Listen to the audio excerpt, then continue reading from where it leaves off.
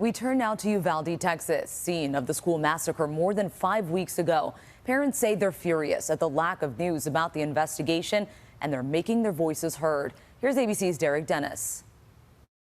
What if it was your kid? Outrage in Uvalde during an emotional city council meeting as relatives of those who died in the RobbElementary school massacre demanded answers about the ongoing investigation. You're not doing anything. We're not getting any answers, zero justice, nothing. But Uvalde's mayor saying he has not been given any information by the agencies investigating the shooting. It's either got to come from the governor or the attorney general, and I'm not getting answers from either one. He says the city council could be prosecuted for releasing any records or information about the case. We're not trying to hide anything from you. We're not trying to do anything. We don't have anything. DPS has tied our hands. For the sister of teacher Irma Garcia, who died protecting her students in the classroom that day, the excuses were too much to bear. It's been over a month. You have no idea how frustrating this is.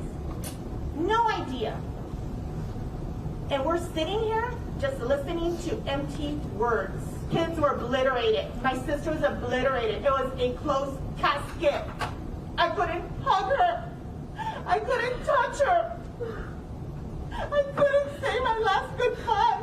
We need something to happen now. Not attending the meeting, suspended school police chief and council member Pete Arredondo, who faced fierce criticism over his response to the shooting. Show your face, answer our questions now. Now, now, now. The mayor says he has not heard from Arredondo since he requested a leave of absence last month. As for the shooting investigation's progress, state officials are not providing any new details on the timeline. Derek Dennis, ABC News, New York.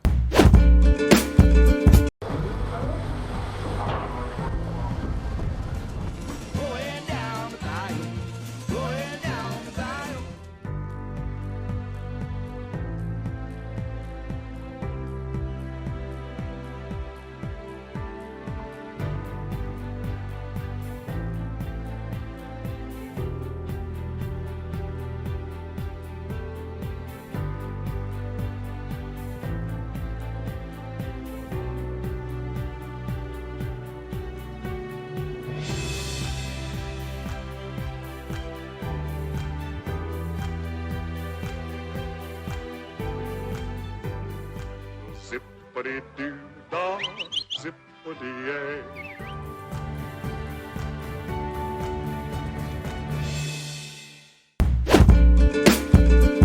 Hong Kong is marking the 25th anniversary of its handover to China. For more than 150 years, it was a British colony.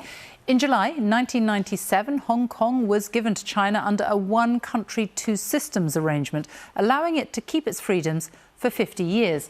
But 2014 saw the umbrella movement, mass protests for weeks after China used its powers to control who could be elected in Hong Kong, and protesters shielded themselves from tear gas and police with umbrellas. In 2019, there were even bigger demonstrations over an extradition bill as China moved to allow criminal suspects to potentially be extradited to mainland China.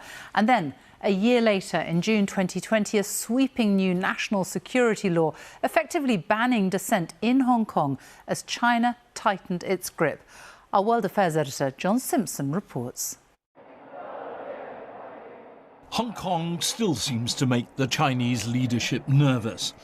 When President Xi Jinping arrived by train from the mainland yesterday, he wasn't planning to stay long.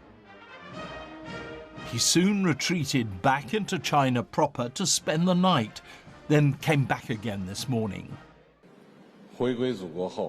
Mr. Xi told the Hong Kong people that after reuniting with the motherland, they had become masters of their own city.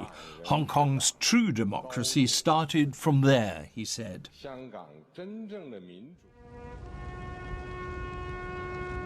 25 years ago, when Britain handed Hong Kong back to the Chinese, it was richer per capita than Britain and was the most transparent economy in the world. The approach which China promised to follow was one country, two systems, meaning Hong Kong would be part of China but would keep its freedoms. What do you feel when you think back 25 years ago on leaving Hong Kong? I was incredibly sad. I was quite proud of the way we left Hong Kong, but and maybe slightly a little bit deluded in thinking that the Chinese would behave properly. Because they haven't. Because they behaved appallingly badly. The Chinese leadership was worried that the waves of protest in Hong Kong might spread to the mainland. Under Hong Kong's draconian national security law, more than 200 politicians, journalists and lawyers are now in jail. Nathan Law, a leading opposition figure, is an exile in Britain. We're talking about a whole civil society being demolished in 1.5 years. But the speed of it was incredible, and people were so upset about it. Now Hong Kong is changing right in front of our eyes. The famous skyline may look the same, but hundreds of thousands of people have left, and they're often the best and brightest. China doesn't mind. It would much rather have a quiet, obedient Hong Kong than the exciting, vibrant place it used to be. John Simpson, BBC News. Joining us now is Corey Bernard, a Florida kindergarten teacher. Corey, thank you for being with us. How are you and your colleagues preparing for this new school year with this new law in mind?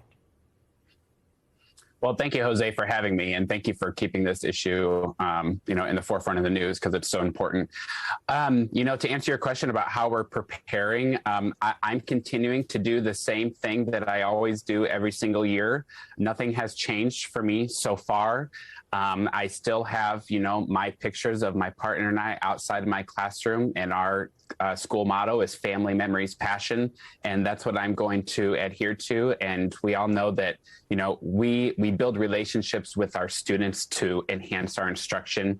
And when we do that, we do share our families with them. So I'm going to continue with the same, what I'm doing now, unless I'm directed otherwise by my supervisors. And Corey, Sam was talking about that this is more for many than just the K through 3, which is what this law specifically focuses on. Some see this, quoting Sam, is that some are telling him that it's almost like a bigger repercussion. Yeah, I would agree. We're not just targeting teachers, we're also targeting students. If you look further on into the bill, it really does target more into the middle and high school students with, changes in their what they call mental health, and parents have to be notified. So as far as me and what I'm dealing with in the K-3, it's just a really small part of this larger issue. I mean, let's be honest. When I look at this bill, we are trying to take away gay rights. We are trying to dehumanize people, and it's our conservative politicians a way of saying, we're not okay with gay rights, with marriage equality, with diversity. We can read between the lines. And Corey, the last time you were on this program, you mentioned a key part of being an educator is fostering relationships with students and their families. How do you think that this is going to change that dynamic? It's going to put a lot of fear into a lot of LGBTQ plus teachers.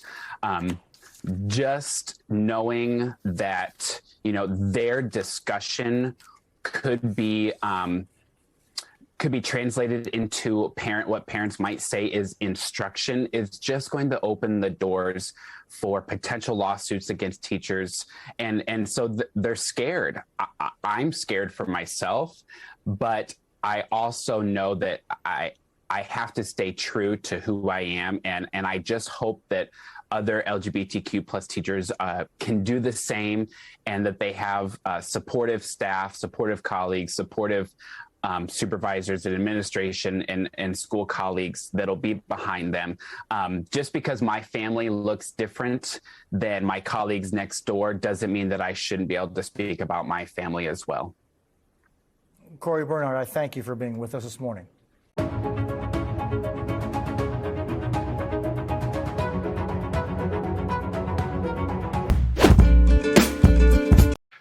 Congress is going to have to act to codify the Roe into federal law. As I said yesterday, the filibuster should not stand in the way of us being able to do that. But right now, we don't have the votes in the Senate to change the filibuster at the moment. That means we need 2 more votes now, not now, when we vote, probably after November, more senators and House majority elected in November to get this bill to my desk. So the choice is clear. We either elect federal senators and representatives who will codify Roe, or Republicans who will elect the House and Senate who will try to ban abortions nationwide. Nationwide. This is going to go one way or the other after November. So let's remember, the reasoning of this decision has an impact much beyond Roe and to the right to privacy more generally. Justice Thomas himself said that. Under the reasoning of this decision, that the court should reconsider marriage equality and contraception. And there's a lot at stake here.